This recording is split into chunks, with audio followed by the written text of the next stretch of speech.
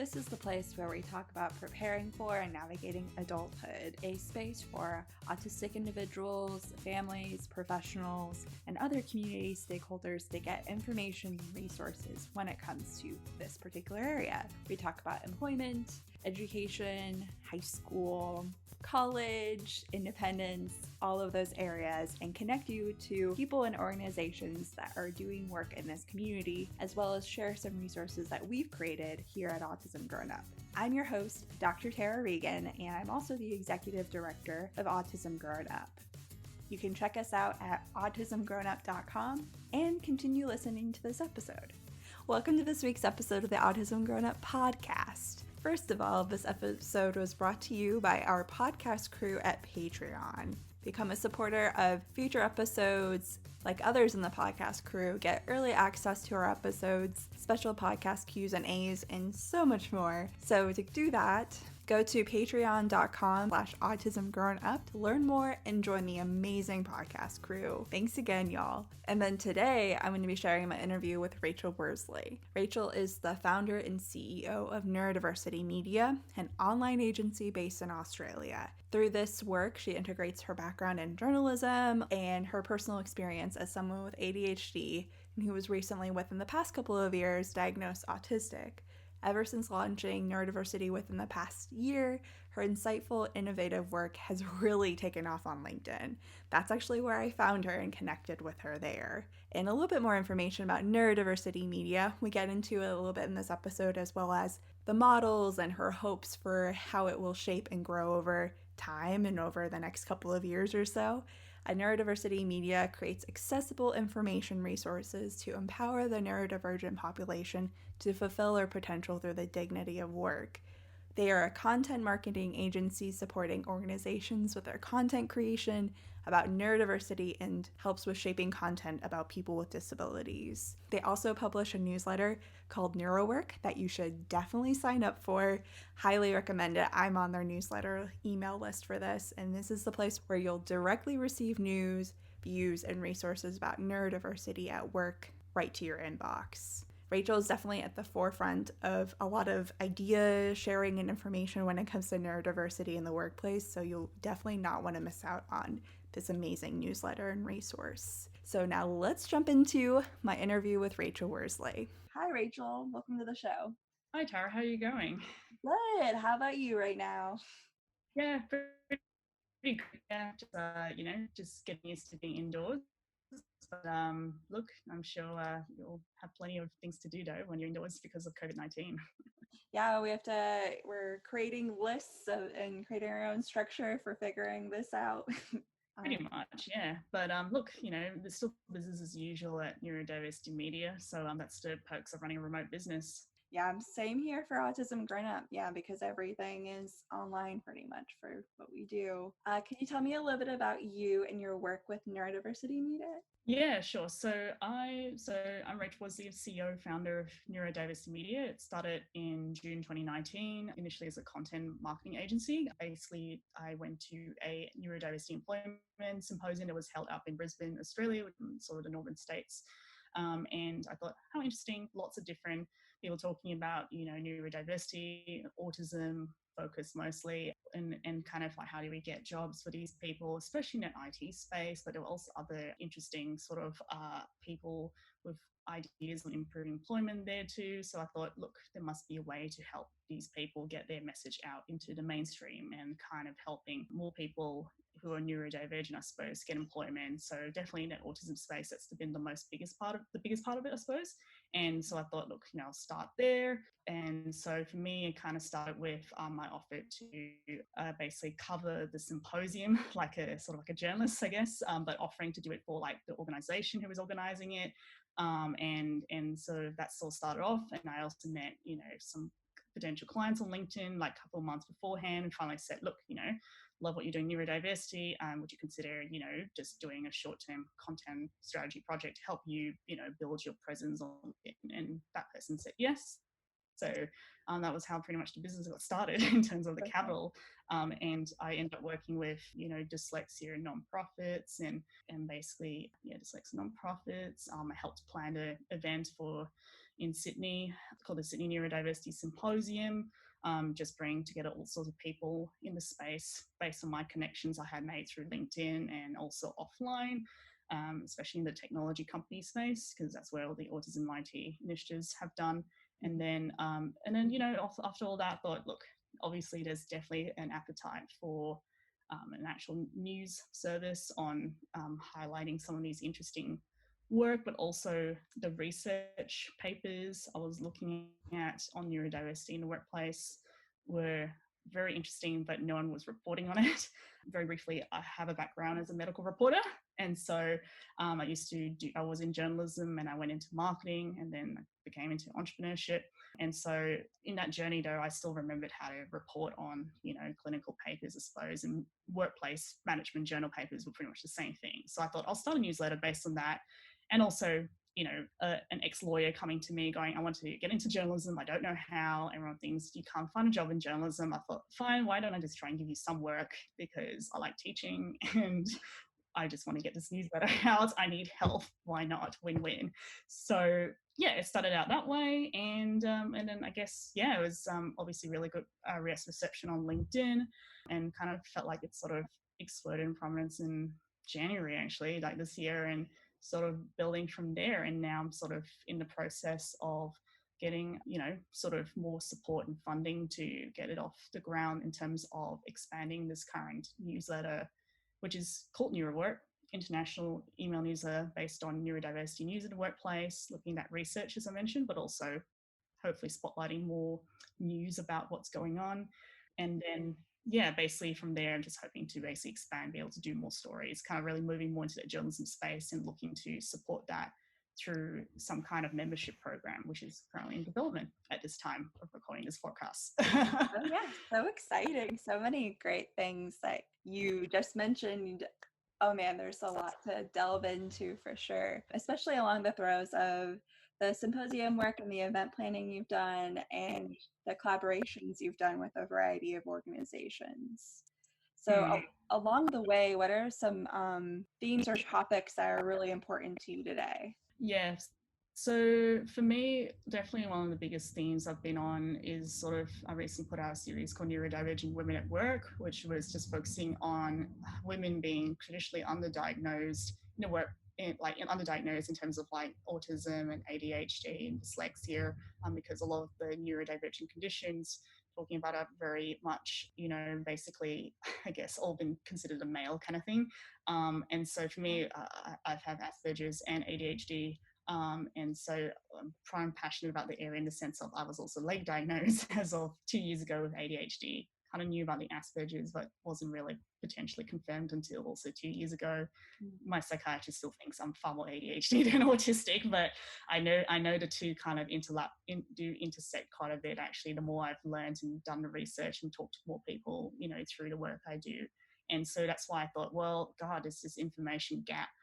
There's also this lack of, people finding in terms of like role models or just people that have been able to succeed because of like their condition. And I want to spotlight those people and their careers, focusing on that workplace, I suppose.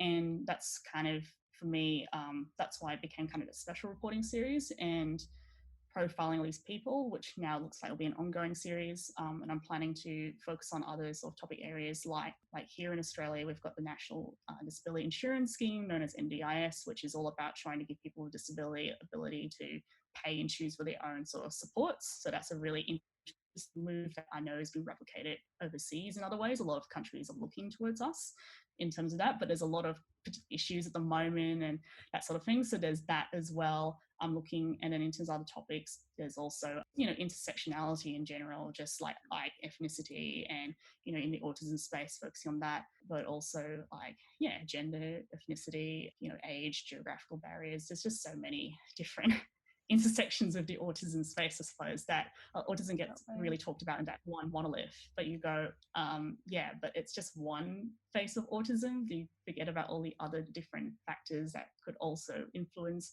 the presentation of autism. So that's why I do have this very broad neurodiversity paradigm, because I think we can all learn from each of these different conditions that can feed back into autism. So that's kind of been like my focus, is to really just broaden the lens a bit by spotlighting issues that people might have talked about, but it's all in this closed circle, or just bring it out to light for the first time in the public arena. Yeah, so speaking of that, so who have you found is like your major audience for your newsletter and your work so far? Yeah, so with the NeuroWork newsletter, kind of my audience at the moment has been, actually it's been sort of a bit of a, I think it's still majority neurodivergent, but even then the split has been interesting, because it's the professional neurodivergent, which makes it sense, because most of the audience has been quite through LinkedIn, so that's a very professional networking site already, and so the white collar professions are quite overrepresented. But but there's also people in the lower, I guess, socioeconomic kind of bracket as well, who sign up, parents who are either in the corporate space doing quite well, but very worried about their kids, growing up and not having that same opportunity. That's quite a bit of a segment there. In terms of geography, still mostly Australian, but 60-70% is still good, 20-30% US, UK, and otherwise international, quite a bit in the Netherlands, actually, interestingly enough. It's all been kind of predicated on the whole LinkedIn kind of connections, really. A lot of it's just all been LinkedIn, which is interesting, because I know a lot of autism kind of related, support groups and all that. And interestingly, I haven't actually gone out to them as of yet anyway, because I've just found the LinkedIn space far more, I guess, easier to get this audience without paying a lot of money for it. Right. And also just that engagement and the interest, is sort of, for me, like, it's just a priority. It's just, I'm one person, two people technically in this company, can only focus on one thing at a time. Well, I try to. With ADHD, you're always focusing on 5 things at a time, but I'm also recognize my limits, and I have to sort of focus on several things that are going to give me the most value for the resources I have right now. So that's a really sort of interest of people right now, people who are neurodivergent, but also people who are interested, whether they're connected with my family or they're HR recruitment who want to learn more. Oh, that's so interesting. But you also bring up something I did want to touch on with you, because that's how I found out about you, was through LinkedIn. You're the first person that I've talked to here on the podcast thus far who is using LinkedIn as like one of their main platforms online. I've talked to people who have been on Instagram, Facebook, and Twitter, but LinkedIn is such a unique space. And I think it's such a great space to be talking about neurodiversity. I think it's a really good point, because I don't know, but maybe this has always been how I've operated through my career and work life, I suppose. Like, and it was always kind of a bit intuitive or instinctual, until I sort of really sat down and recently went, oh my God, I made some really good decisions, but I never really thought about why. And it's because, like, I think it's something to do with like just my general executive dysfunction, in the sense of, like, although I feel like I'm on top of things in work, day-to-day personal life and whatever, there's a lot of energy expended on just, trying to plan, prioritize, do all that. And so that is quite an energy draining thing. So when I do have any energy left over, essentially, for work and making money, especially when you're an entrepreneur and you're going out mostly alone, and you've got to make money, or you just not paying your bills, there's a real necessity thing going on here. So in order to kind of make sure I hit that benchmark of keeping a roof over my head and have some kind of life, I've had to basically focus my efforts on the platforms that were easiest to get either business or just building an audience without spending a lot of money. So I have to keep my expenses low, and LinkedIn is, at the stage, one of the best platforms to get organic reach on whatever you post, if it's good enough and you tag the right people. This used to be Facebook 6-7 years ago, and then Facebook killed the algorithm. But right now, LinkedIn's algorithms are very good, and therefore I'm trying to make the most of it before they're probably going to do the same thing eventually. But right now, I'll just make the most of it, because it's just been the best way to get business. And that's why I concentrate the newsletter on just the workplace, because LinkedIn is the platform that's very much geared around work. And so that made sense to, where the audience is. And I think it's because like on Facebook, Instagram and all that, I think those groups are really quite well served by, a lot of support groups and, people, giving information, all that. I mean, I can always go, oh, I can always still do it better. But I thought, but there's already enough competition there. And I'm like, what else am I really going to add to space? I feel like there's no one really doing anything much in that workplace space or that professional space. And, maybe I sort of lucked out a little bit and realized, oh, this is a really untapped space. And actually people really have this hunger for information. And I guess more importantly, they often are of that income bracket that they can actually pay for, something associated with that service, because they are they're professionals, they've got the income. So, and I'm very conscious of, a lot of us are not necessarily able to afford a lot of things, and that's not good for a business. So yeah, it seems very pragmatic when I think about it. Wow. But I think it's just about trying to serve a need that hasn't been met. And I found that niche for now, and, I'm just doing my best to serve it. Yeah, that's fantastic. And I think, I mean, we do think of businesses having more money than individuals do, and businesses are the places that are employing neurodivergent employees. So I think it's definitely an investment. And there's the talent thing as well. Like companies are always looking for, talented people. Yeah. And the biggest, thing that people go is like, oh, I really need someone who's so good at, let's go with, the IT thing, right? It's like, oh, we need someone who's so fast and doesn't make mistakes and all that. And it's like so expensive to hire someone who doesn't really work out. Where you hire somebody who's so good at it, maybe he just doesn't like to hang out in the office, right? It's like, well, does that really matter? Because he's solving this real workplace need you have. Does it really matter he can like socialize, or he or she can socialize with everybody else in that sense?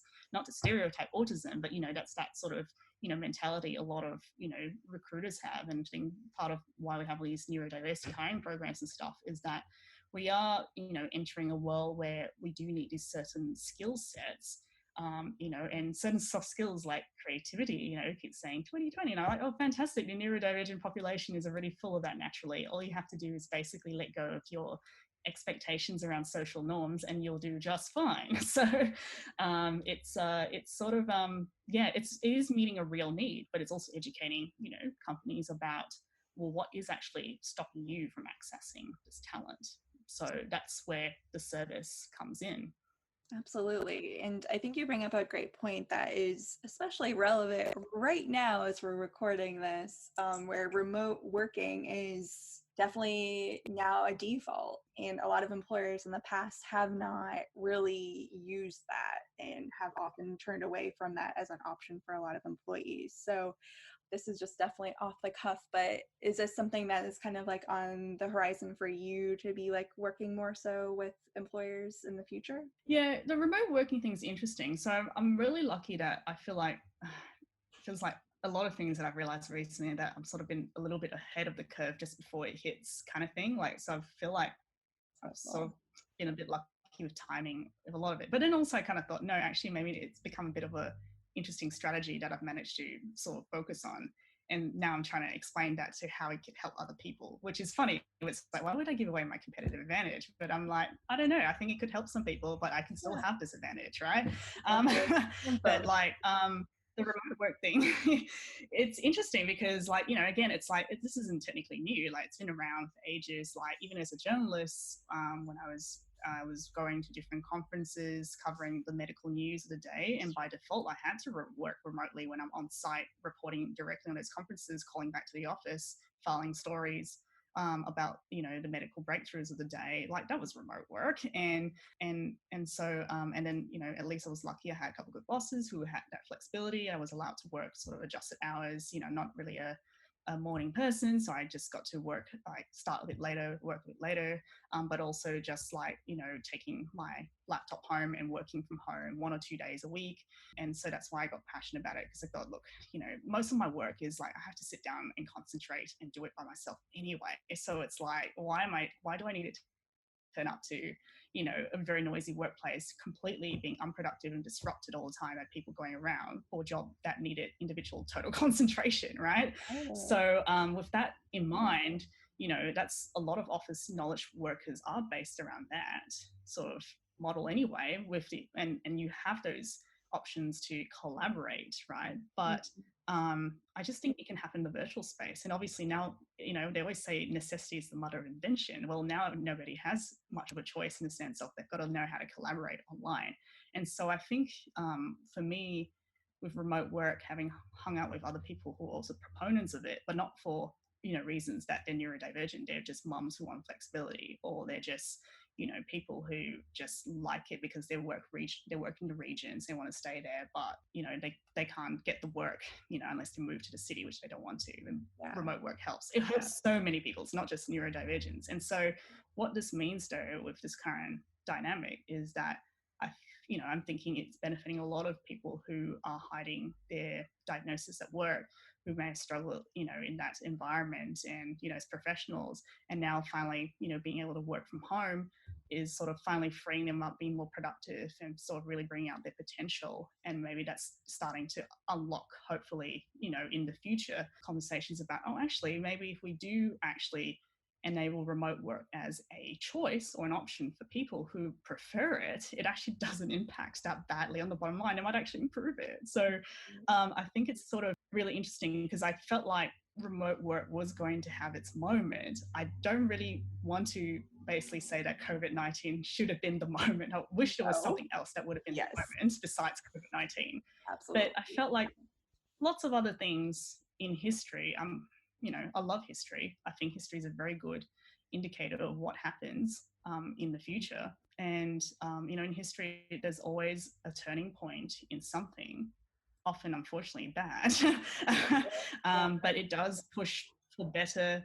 It does push for better outcomes. And I'm just quietly optimistic that, I think it will at least push the conversation into a better place. And I think, for people who've all been prepared to do remote work like yourself and all that, like, this current situation is not ideal, but we're a lot better prepared for it than, a lot of other businesses were, because we kind of, embraced it and sort of saw that this was a good way of working and this could be the future, and, you were sort of prepared for it, I guess.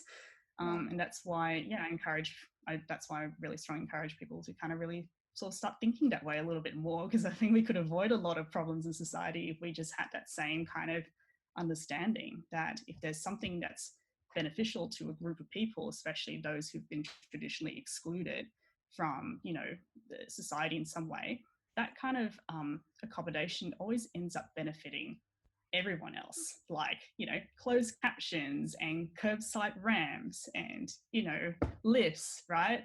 Like, it wasn't just for people who were, who needed it. It became open to a lot more people. So that's my take on it. And then I'm also curious, in your work, would you say it's like a consulting type of role or a coaching role with organizations and other businesses?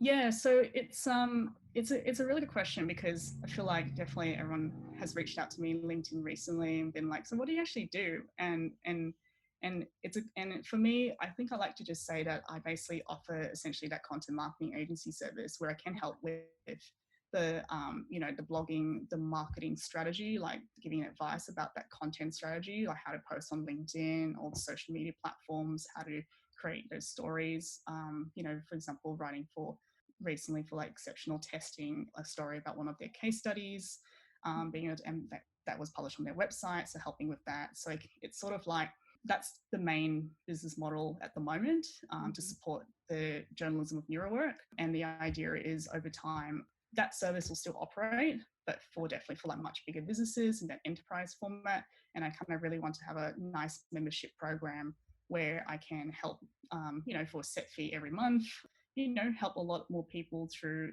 regular workshops or regular sort of webinar sessions about topics in the workplace. So kind of moving in that education resource sort of sector, but kind of supported through a recurring sort of subscription model, just because it's far more sustainable.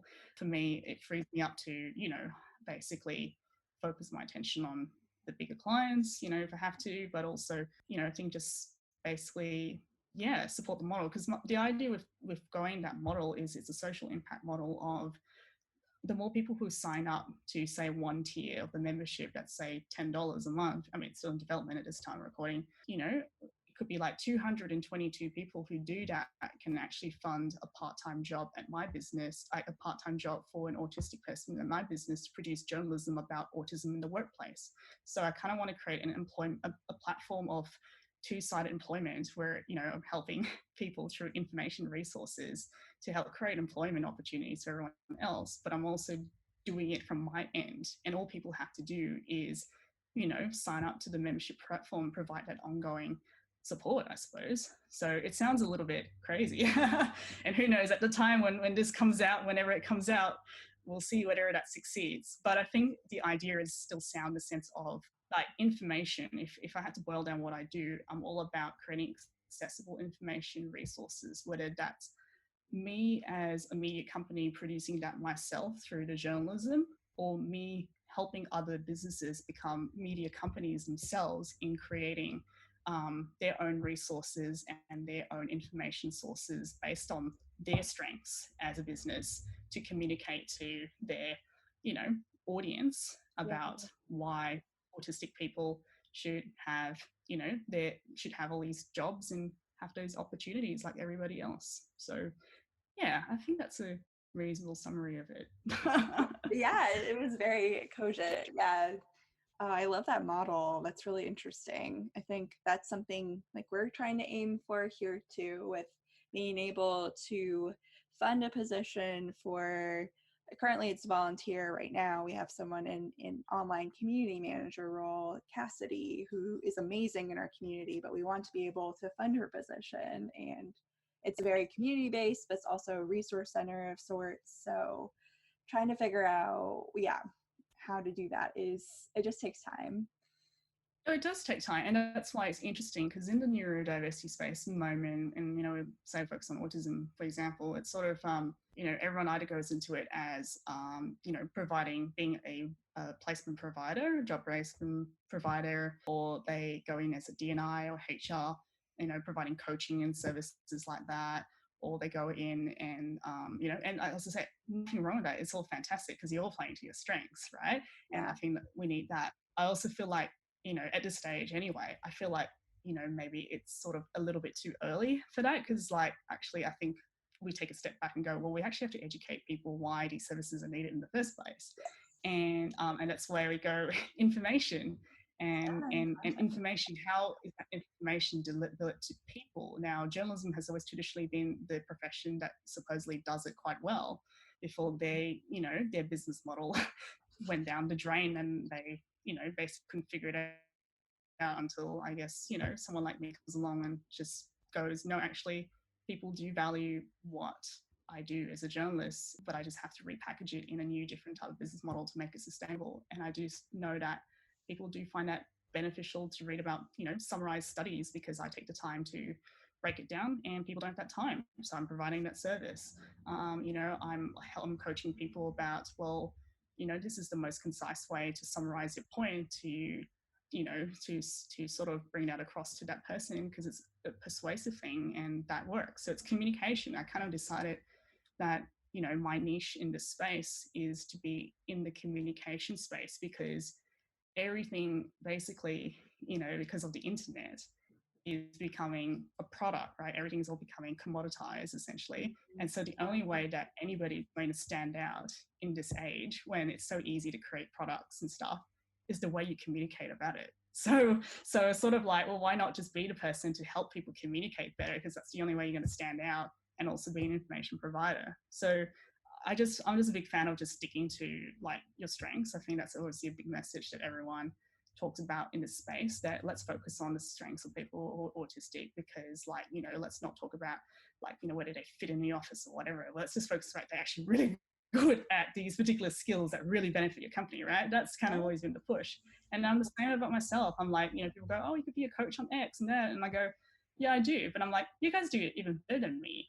But what I think I'm good at is I'm obviously good at sitting here and having all these people come to me and connect with me, because I'm the media, you know. So therefore I'm like, okay, if that's me, then I should just focus on how do I develop technology to connect people better, so that technology arm of the business is going to hopefully grow in the future, because I know that's going to be that's the future anyway, you know, technology. Right. So invest in that, right? Yeah. But using that to connect people, right? So going back to the strengths, and also what's a way to create accessible products that people, well, accessible information resources that people are going to use to help either create their own jobs or find those jobs or help employers create those jobs, like again, because it's all information. Yeah. So really sticking to that niche, I think, has been really important for me. And it's been tricky because like there's no other real model, I suppose, No. it's sort of difficult because like, one day I could wake up in a mainstream media, platform where I actually wake up to what I'm doing and going, oh, actually, I better do this. Goodbye, my business. But no one's done it yet. Everyone's sort of underestimated how big neurodiversity is as an actual, movement Mm-hmm. and interest and people's investment. They've really underestimated it at this time anyway. Who knows when you put it out? Put it out Maybe it'll be in for the the better world. because of the current situation. So you never know. So I'm in this weird space at the moment, kind of like, I support what you guys are doing and I support everyone what you're doing. And sort of that's kind of, I feel like if I just stay in my lane, then that's totally fine. And everyone else can all contribute because you guys all have something that I don't. And then I have something that others don't. And we just Yeah. all just share and, in this kind of movement together. That's a long one. Absolutely. Oh, yes. Oh, thank you for saying that. Yeah, my listeners will so agree. Like, accessibility is key. And you've seen these research studies in the workplace, and based on your background in medical reporting, like some of these studies can be really like they're not so easy to disseminate. A lot of researchers focus on translational research. I've taken classes on it during my PhD, but like ultimately at the end of the day, we still have those paywalls in a lot of journals. Thankfully, there are a lot more open access articles, but beyond that though, spending the time to read these articles takes a lot of time. Mm. Well, that's it. Like, and that's why the business model has to change because, like, there's no real, like, you really need to have a very compelling reason to deliberately withhold information, knowledge from people. Like, it's basically either you've managed to establish yourself as a brand or establish something so valuable that you put all these resources and people go, yeah, I'll buy it, right? But that just, that takes so much. In general, I think people are so much more used to the idea of open, free information. And I'm a big fan of that. I mean, I think, yeah, journalism, like, I'm a huge fan of the Guardian model versus the New York Times model, because the Guardian, it's like, well, we're open to everybody because we don't think that your ability to get information about the world's events should be dictated by how much you're able to afford it, right? And so they rely on the goodwill of others who want to support other people about it. I'm a big fan of that. I'm not a big fan of paywalls.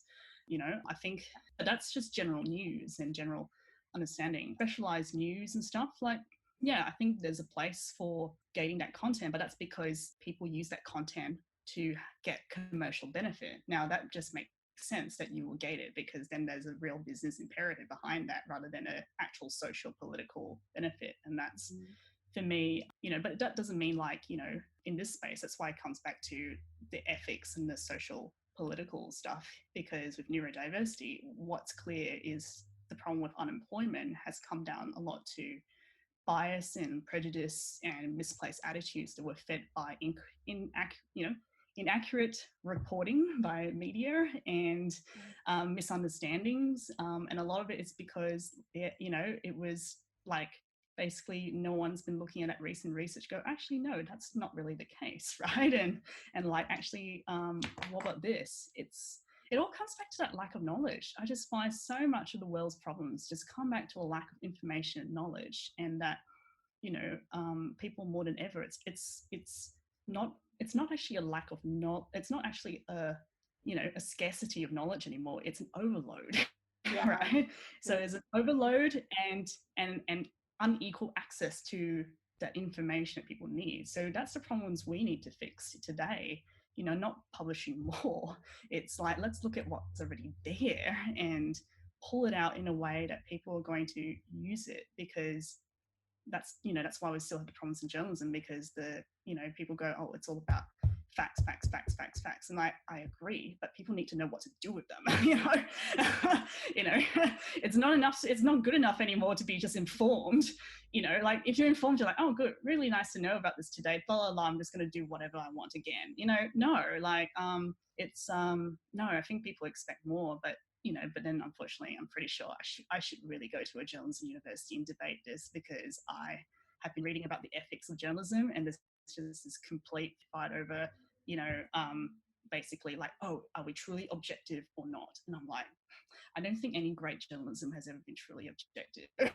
You know, so that's why it feels weird, right? So I feel like, yeah, I do content marketing, so by definition I work for brands, but I also go and actually do my own digging, and I solicit different perspectives to put together in an article, and then I let the reader make up their mind about what, you know, it is. And I ensure I don't mislead and be honest and try and disclose things. And I just feel like that's just more important than ever. And it's just all about finding the right business models, or finding the right, you know, reasons that people want to pay for the service, which to what you guys are doing, I guess, as well. Absolutely. So that's my thoughts about it. So what are some common resources or tools you've turned to or would recommend for others to use? Yeah, so in terms of like, say, with productivity, like I personally use like Trello, I don't know, Kanban boards, as they say, like with the cards all on like a list. And that's really been helpful in kind of just mapping out what needs to be done, that kind of thing. You know, in terms of other tools, that productive space, you know, like obviously been using Zoom a lot, been using Zoom more often to put video conferencing. I obviously use Google Suite. In terms of like neurodiversity related resources, yeah, it's a good question. Like I see, for me, like there's a few around, and it's also depending on basically, yeah, like what country you're based in. But like a really good one, the Neurodiversity at Work podcast by Theo Smith from Nice in the UK. Nice in the UK. Yeah, I can give you those links. But essentially, that was a good one. He's interviewed a bunch of people about, you know, in the workplace kind of thing. The conversation.com, or depending, yeah, .com, like they're the only website that's very close to what I'm doing, where they break down that research and get researchers to write plain English. And they've written some stuff about, you know, in neurodiversity, I suppose, not as much as that one, which is why NeuroWork exists. But my disclosure on that, I had worked for the Australian edition of it as an intern, so in the health and medicine section. But they're a really good resource. Yeah, because I kind of just go straight down to the research papers and kind of read, you know, I guess directly from that research. But that's a bit hard for people to do when they don't have access to those databases. True. So how do you have access to those? Do you go through a university or a library? Yeah, I'm linked to, you know, like I've got, I'm linked to, you know, a few universities, friends, and media technically as a member of the media. I also get that kind of access as well. And that's it, you know, a lot of it has fed back to that media practice and understanding how to sort of, you know, and also like if I ask researchers nicely enough, like they can also give me a copy of it. It's true. Like it's, you know, there's nothing really stopping them from that. True. And so, yeah, I've done it. Yeah, absolutely. And actually, maybe it is a good tip, I guess, if anyone at least finds a research paper that they've looked online or on Google Scholar, which, you know, I use that as a starting point, and they do find a research paper. In every, you know, research paper, there's always an email address to the lead researcher. So you can always send an email to them and be like, can I just have a copy to just read, you know? And if not, like, just talk to them. And that's actually probably a really nice way, because most researchers, at least in the Australian context, like, you know, they love any kind of attention on their research. Let's be honest, right? And a lot of universities, for better or worse, you know, they benchmark their sort of like, you know, university standards or rankings or whatever based on the publicity of their research. So, you know, for anyone who actually shows an interest and wants to spread the word about the research, and maybe it gets into a paper or whatever, it's actually good for them. You know, they want the publicity. The number of people that, you know, my journalists and I myself reached out and they go, hey, can we have a copy of the paper? And or, you know, we want to interview you for this story, and they're just completely overjoyed. And they're like, wow, nobody has ever asked me before. You know, I've been researching this tiny corner and no one's really paid attention. And I'm just actually really grateful for the neurodiversity community at large for being really open actually about being interviewed or just sharing your knowledge, and I guess likewise, I suppose, being interviewed on podcasts as well. Me too, I was just gonna say. Because Yeah, there's just a lot of, like I said, I worked in media, and so there's just certain organizations who may feel more guarded than others, in terms of, how willing to share, mostly, for better or worse, again, they distrust what they're going to be reported upon, and they want to control the message, right? But I think with neurodiversity, I feel like because we're still so young and still so early, we are hungry for any kind of, sort of recognition and publicity, and, good ones. The question has always come down to ethics, right? There's good ways about doing that, and there's bad ways of doing that, and someone's got to be able to tell the difference between the two. And I do think a lot about the ethics of what I do every day, especially in the recent series as well. Like, I had to make some interesting decisions about how we interview, and certain details we've had to sort of manage as well, but not like with the consent of the interviewee, I should say. That's the ethics coming in.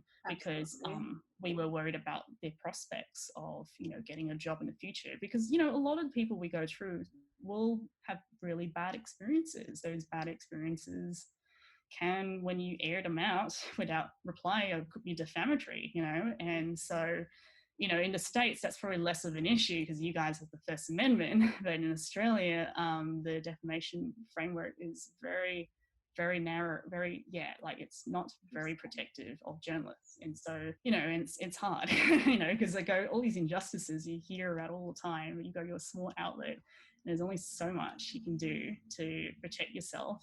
And so I should say, I have a law degree in Australia, but I'm not a practicing lawyer.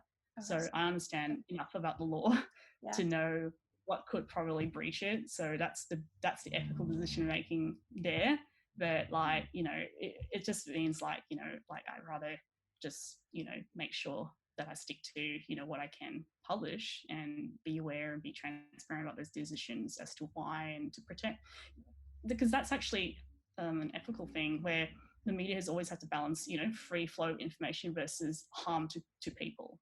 And so that's kind of, in a space, I just know a lot of people who've been treated badly by the media in terms of how they represent it or how they've interacted. And it's very upsetting to me. And I want to correct the sort of record that, ethical journalists do exist. There's very good journalists I know every day who do a very good job and don't get thanked for it.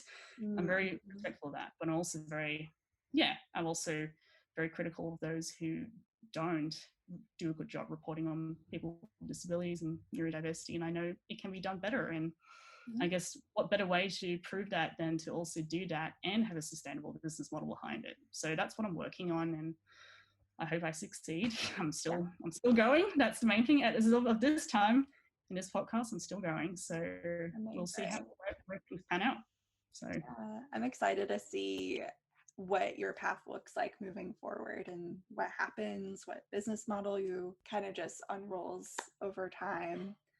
Well, it's time. It's a good point. Time, patience is a really big one. And especially, I gotten older, and some of the things that I thought could happen did play out.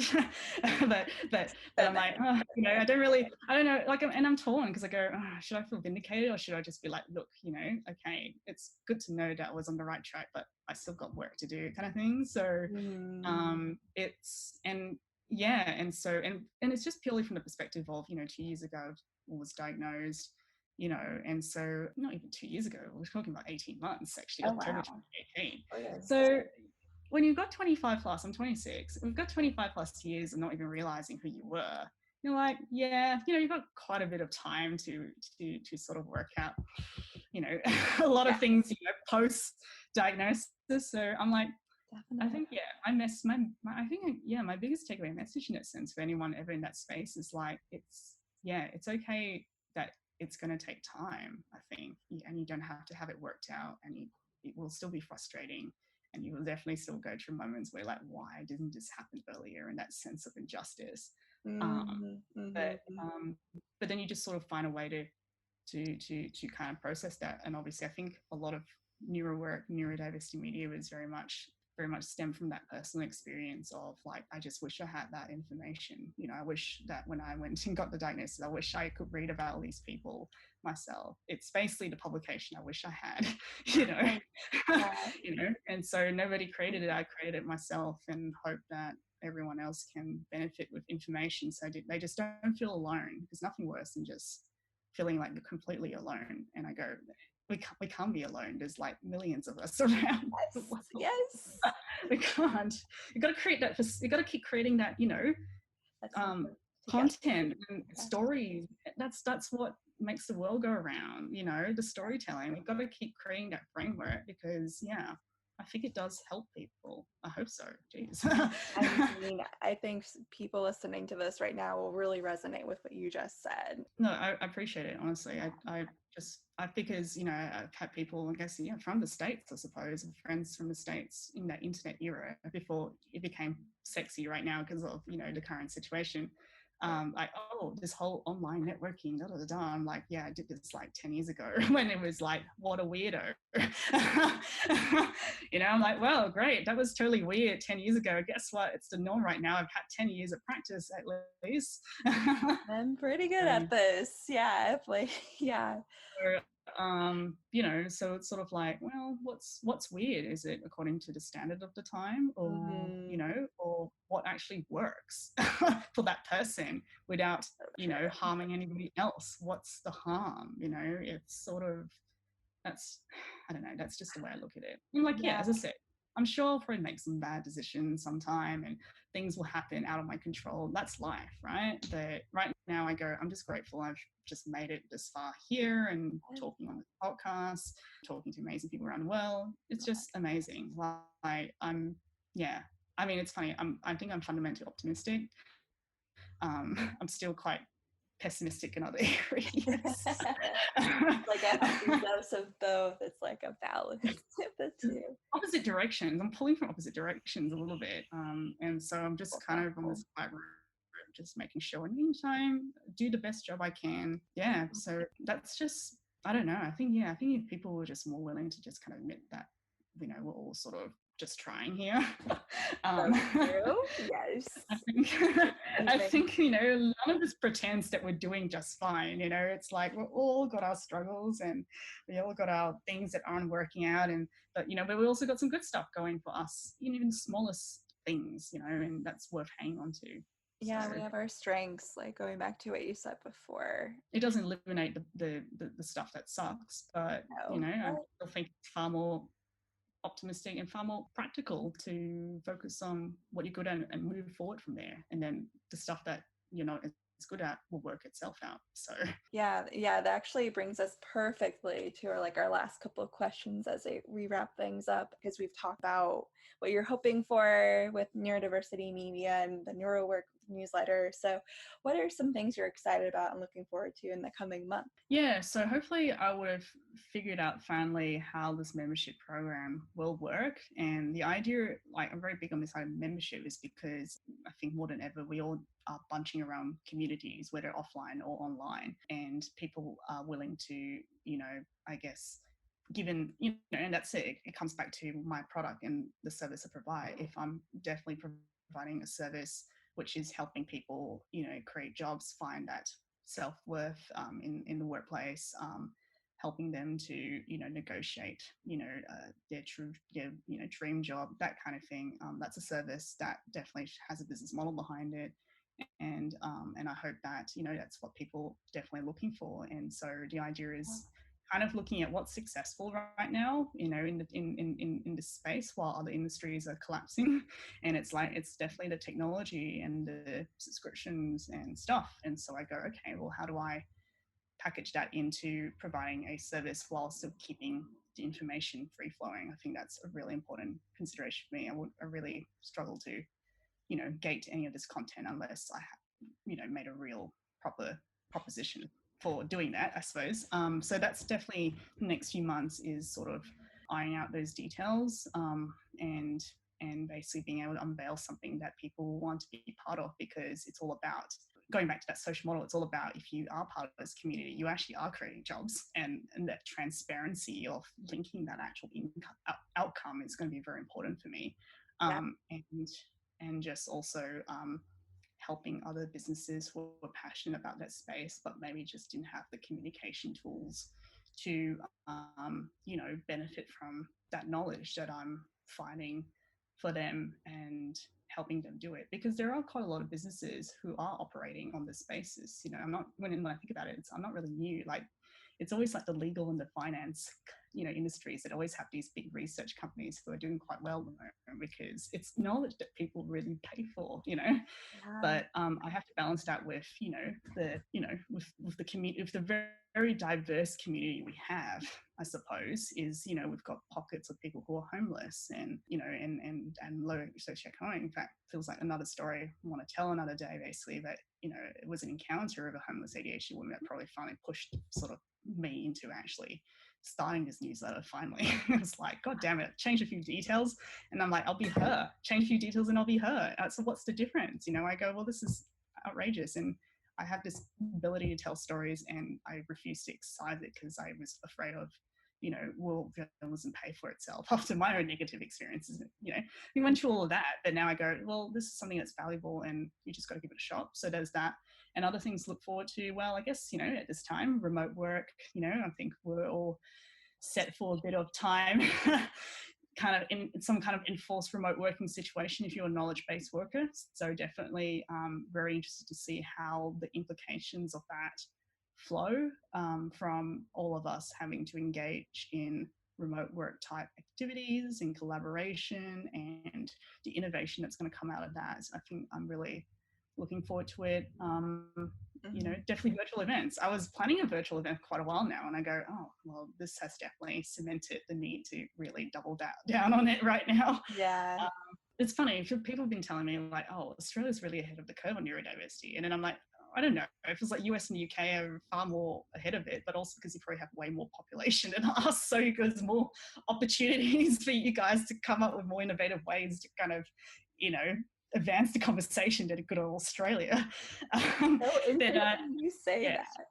Yeah, but then neurodiversity was an Australian invention. It was made by Australian sociologist Judy Singer, and she's rightfully pointed out that actually the whole concept of neurodiversity wasn't actually supposed to be equal to autism. It was actually simply the idea that, just like biodiversity, it's just, there are different types of minds all around the human sort of universe, I guess. Like, humans all have different types of minds that all function a little bit differently. Just we've got different types of bodies, different types of animals, flora, fauna, and human minds are the same kind of deal. And so a lot of those human mind variations as part of that diversity of neurology happen to be autistic, ADHD, blah, blah. And that was literally, I doubled down on that thesis. I go 100%. That's why my journalism is very much focused on trying to be a lot broader. But I got to start somewhere, right? So, so I'm like, I have to recognize that, but in truth, everybody is kind of equating it to those conditions right now. And I also know they tend to be underreported. And so I'm going to focus on that. But I understand that neurodiversity is definitely a paradigm that just is all about celebrating different types of thinking and minds, regardless of whether that is caused by a medical condition, and that is going to be a concept that benefits everybody regardless of their condition or autism and all that. And so that's, for me, that's a trend that I hope might pick up.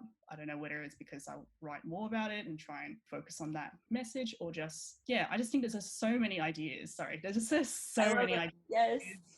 Concepts that just haven't really been discussed, or just are considered taboo right now, or just haven't really been given that air time. And I'm just, and that's why I'm very keen on trying to build a sustainable business to ensure that I can get people who are better than me to actually talk about these experiences, to actually have a platform to do it, because I just think it's so important. And I goes back to the ethics. I go, I have this platform. I have rolled the diversity dice pretty well in having multiple intersectional elements that tend to be underrepresented in the current dynamic, but I'm still not representative of the huge diversity of neurodiversity. I'm just not, and I don't want to pretend that I am, and I just want to ensure I create that sustainable platform to allow the voices to have their say. Oh, so well put. We got one more question for you then. How can people listening to this episode get in touch with you and Neurodiversity Media? Yep, so on Neurodiversity Media, it's neurodiversitymedia.com. Thankfully, I went and bought the international one. Good. The international URL, which was, again, maybe me weirdly predicting it will go international first rather than the .com.au one. That one, and then Neurodiversity Media across like platforms like social media, so LinkedIn. I'm on, Rachel Worsley at LinkedIn as well, but on Twitter and Instagram on ND Media HQ, because it's too long. The name is actually too long for those platforms, so I've got ND Media HQ. YouTube, Neurodiversity Media. Those are the main ones I'm on right now. And then, and for me, you can contact me through my website, but it's just rachel@neurodiversitymedia.com. That's my email address. So awesome. Well, it was so great having you on the podcast and chatting with you today, Rachel. Thanks for being on it. Yeah, no worries. Thank you. All right. Thanks so much again to Rachel for joining us for today's episode. You can check out everything that we talked about in our show notes on the AGU website, which is also linked in the description of this episode of wherever you are listening today.